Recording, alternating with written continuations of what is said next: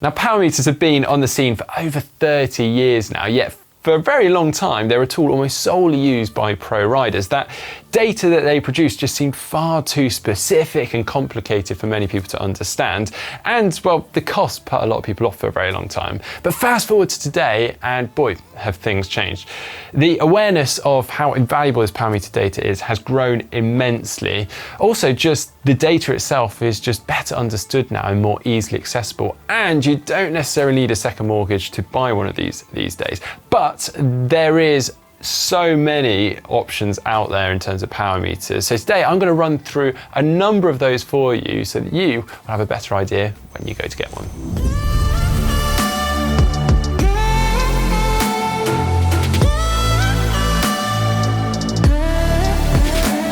Right, let's start with a bit of history. Now, the most obvious place to measure power is where the physiological effort to create that power is first being generated. Now, that is obviously our legs, although unfortunately we can't simply plug into our legs and just measure power from them that easily anyway.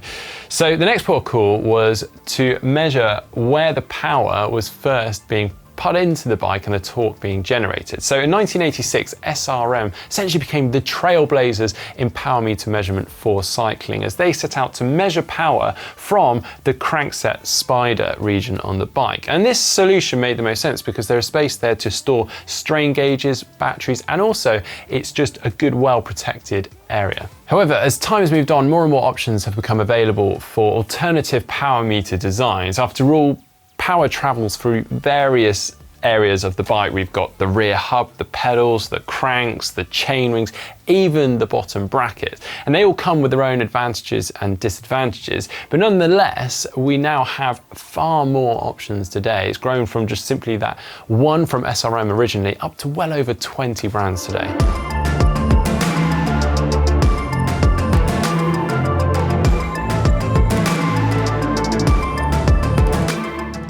Another consideration with any power meter is, of course, the weight penalty. Now, with Quark, for instance, with their crank-based or spider-based power meter, it only adds an additional 140 grams to the system, which is pretty impressive, and also with an excellent battery life, over 2,000 hours of ride time. Now, flipping back to the beginning, we're talking about SRM. They are pretty much still the gold standard in terms of crank-based, spider-based power meters, and they're in, I think, their 7th or 8th iteration of that design, but they do come at a pretty eye-watering cost, significantly more than, say, Quark, which you can pick up for under 700 or 600 pounds in some cases. Now, in terms of Quark, you can set them up however you like and buy the relevant power meter for your system. So if you've got Shimano or SRAM, you can set them up to match that. But of course, if you have got Shimano on your bike and you want to fully commit to that, you can go down the DuraAce Di2 power meter option, which you can pick up for around £1,000 or just under that. Now, obviously, one of the big disadvantages of a crank-based power meter, although they are relatively durable and reliable once set up, is the fact that you can't easily flip them or switch them from bike to bike should you want to. Now, talking of ease of use and winding the clock back a number of years now, one of the most popular alternatives to the crank-based power meter was the rear hub-based power meter, and PowerTap jumps to mind here. Now, according to engineers, this was possibly one of the most accurate and reliable locations for putting a power meter on the bike, although unfortunately it does have a few drawbacks and disadvantages. Firstly, the weight addition. So typically they would add around 300 grams, if not more in some cases, but also not all wheel manufacturers would make wheels that were compatible with these hubs. And then also, and because I have used one myself, one of the biggest issues was actually just the ease of transferring one of these hubs from your training wheels over to a set of race wheels. And unfortunately, for those very reasons, they're a pretty rare sight these days.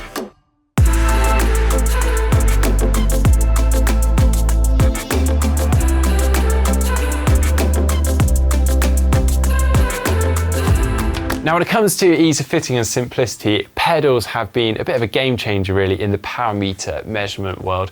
Garmin kind of opened up the market here with their Vectors a number of years back. They can be fitted to any cranks, they can be switched between bikes quickly and easily, and they offer dual-sided measurement, both left and right. Now, Garmin are in their 3rd iteration of the Vector pedals now, with both single-sided and dual-sided options. The single-sided coming in almost half the price of the dual-sided. But of course, there are so many more options out there now from numerous other brands. We've got the Asioma pedals, which have come about more recently and an incredibly popular option due to their relatively reasonable price and low weight. We've also got the Power Tap pedals, but also this collaboration between Look and SRM with their exact pedals. They come in at the higher price point, but obviously with the accuracy from the SRM strain gauges. Now, of course, there are some disadvantages to the pedals. They are quite exposed, so there is the ability to knock them, and that therefore does sometimes come with some reliability issues, but also there is the limitation in terms of the cleats that you can use with them, with pretty much all of them using Look cleats.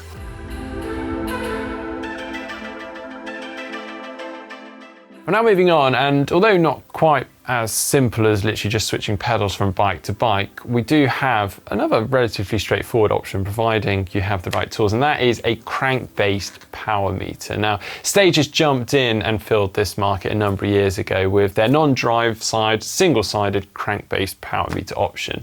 And one of the beauties of this was that you could literally pick up a crank for pretty much any system. So you could get it for Shimano, SRAM, Campagnolo, Cannondale, Lone Design, Specialized, you name it, you were sorted. And with it being a single-sided power meter, it came at a far lower cost, which is very attractive for many people.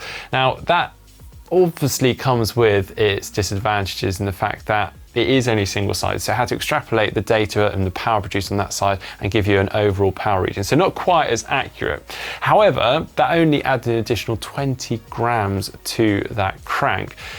That said, 4i have jumped in with something even lighter again, adding only 9 grams, and also the option to adjust the power settings for any leg imbalances that you know of. Stages have also actually updated with a dual-sided power meter, so there really are a number of options out there in terms of crank-based too.